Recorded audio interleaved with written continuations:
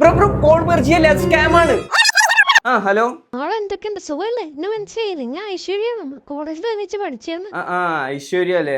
എനിക്കാണ് വലിയൊരു ഓർമ്മയില്ല. 3-4 കൊല്ലമായില്ല ഇപ്പൊ കോളേജ് കഴിഞ്ഞിട്ട്. അല്ല എന്താ ഇപ്പൊ വിളിച്ച്? ഈ വരണ മാർച്ച് 20 കല്യാണാട്ടോ, എന്തായാലും വരണം. അതിനിപ്പോ എന്താ ഇവിടെ അടുത്തല്ലേ, ഞാൻ എന്തായാലും വരാം. ഒരു സെക്കൻഡേക്ക് ഒരു കോള് വരും. നാളെ നേഹ പൊതിനോടെ ക്രഷിലാന്ന് വെച്ചില്ലേ? ക്രഷോ എന്നോടോ? നീ കോൾ മറിച്ചിരുന്നു, ഓക്കെ ഞാൻ മെർജ് ചെയ്യാം. ബ്രോ ബ്രോ കോൾ മെർജ് ചെയ്യല്ലേ, സ്കാം ആണ്. സ്കാമോ? അയ്യോ ഇതിപ്പോ ഏത് സ്കാം ആണ്? സംഭവം ഒരു പുതിയ കൈൻഡ് ഓഫ് സ്കാം ആണ്. ജസ്റ്റ് രക്ഷപ്പെട്ടത്.